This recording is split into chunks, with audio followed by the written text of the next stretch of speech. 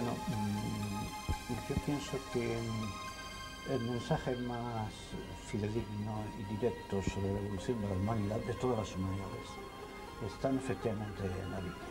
En el Génesis, que se ha leído muy mal, la mayoría de los tratadistas bíblicos no se percatan que hay dos Génesis, el Génesis primero y el Génesis segundo.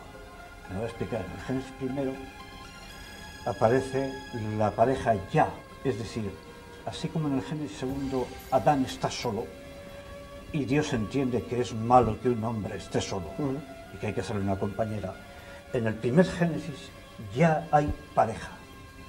Es decir, la Biblia dice macho y hembra los creó, macho y hembra, ya había mujer y hombre.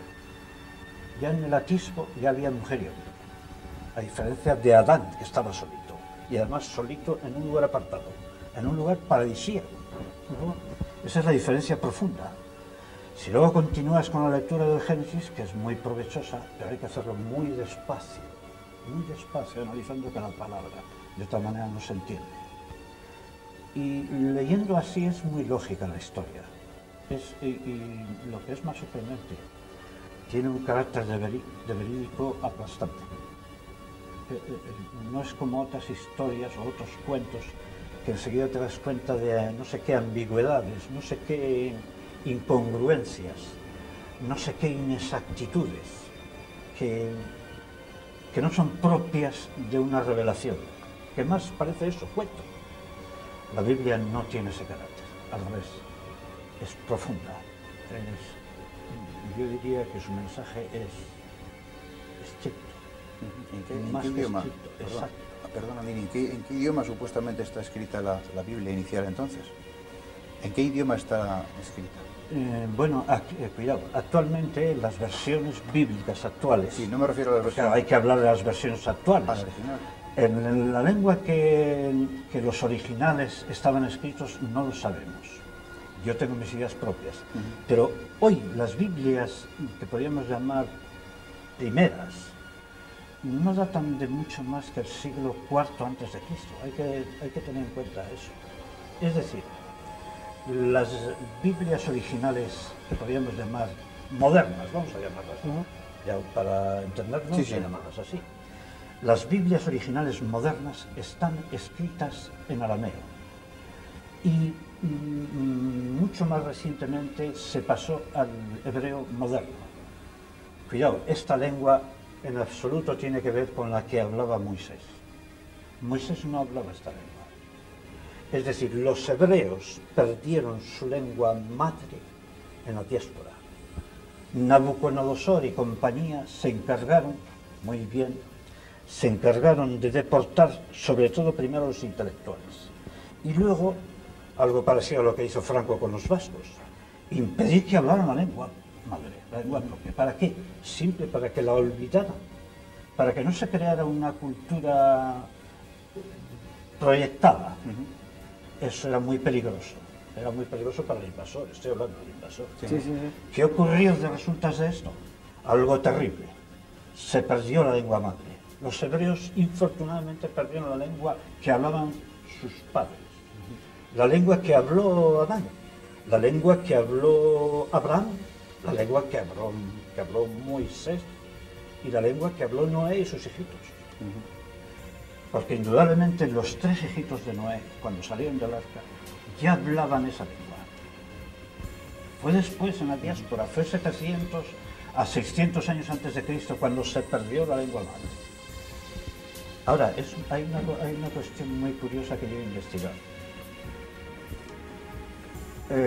Cuando los egipcios se cansaron de los hebreos que trajo José, el gran amigo del faraón, el gran benefactor del faraón, el que quitó el hambre a los egipcios. Digo, cuando los egipcios se cansaron de los hebreos, rápidamente los redujeron a esclavitud. ¿Qué hicieron? Todo muy sistemático. Los dividieron en 3 grupos. Uno de los grupos se dedicaba al pastoreo, es decir, al ganado. Otro de los grupos al labrantío y a las cerámicas, incluidos los ladrillos. hacían ladrillo, los hebreos hacían ladrillos y dominaban la cerámica y el vitrio, conocían ya el vitrio. Y un tercer grupo era la minería, en la minería, se dedicaron a la minería. Ese tercer grupo fue a las minas, fueron conducidos, seguramente serían los más fuertes entre los hebreos para que resistieran bien el tipo de trabajo que se esperaba en las minas, porque eran minas de cobre, terribles minas de cobre, el minio, en fin, las minas de cobre. Haciendo referencia a una cosa muy importante, en esas minas de cobre, los hebreos grabaron a cincel, en lo alto de los muros de las galerías de esas minas, grabaron con los caracteres de su lengua primitiva. Es decir, estaban hablando todavía la lengua primitiva. Moisés hablaba la lengua primitiva, todavía estamos lejos de la diáspora todavía. Es decir, los hebreos todavía conservaban su lengua primitiva. Los hebreos que estaban en las minas también conservaban su lengua primitiva y su alfabeto. El euskera. Ese alfabeto es casi exactamente igual que el hebreo. Ya después lo veremos en imagen, que no lo podrán estar analizado. Quería hacer referencia antes, perdona, al arca, a un diseño que has hecho tú, lo has concebido tú, sobre la famosa arca o el famoso arca de Noé. En tus investigaciones has podido determinar que no era tal y como lo veíamos antes, que era un diseño muy particular, y sin embargo tenemos ahora en imagen ese diseño. Tú me lo comparabas antes, fuera del programa, que tiene similitud a la casa vasca, al caserío vasco. Efectivamente, una imagen muy estereotipada del arca es un barco con quilla, con proa y con popa, y con un timón incluido, incluso fabricado en madera labrada. Eso está muy lejos de la realidad. Hay que pensar que estamos a más de 3.500 años de distancia, donde el hombre todavía mal labraba la madera,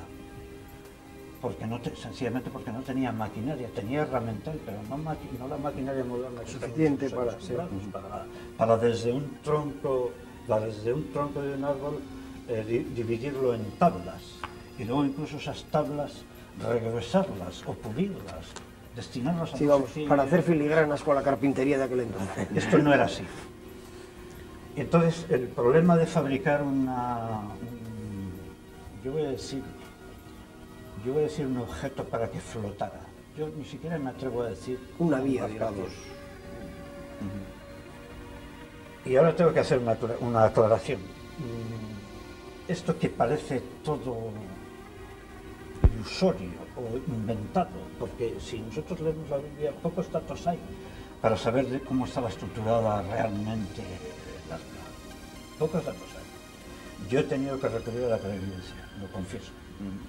Confieso que más del 50% de mis conocimientos son tributarios de la clarividencia. Es decir, yo he tenido que recurrir a videntes, y más concretamente a mujeres, que son mucho más sensitivas. Sí. Entonces, a mí me sorprendió la descripción en trance, naturalmente. Todas esas revelaciones se hacen en trance, están en trance. Sí. Entonces me conmovió mucho cómo me fue describiendo la construcción misma del arca. Esto de primero escoger una gran planicie, sabiendo que iban a preparar un recinto, vamos a decir, que luego iba a flotar. Pero ¿con qué desplazamiento? Con algo así es admirable, con algo así como 45.000 toneladas de desplazamiento. Es decir, equivalente a un superpetrolero. ¿Qué tuvieron que hacer? Bueno, primero hacer un preparado del terreno, es decir, buscar un terreno suficientemente plano. Segundo, preparar una almadía o balsa a base de troncos, como decía la vidente, que no se pueden abrazar con un hombre ordinario, no lo puede abrazar con sus brazos. Es decir, había que pensar en troncos de más de 1 metro de diámetro.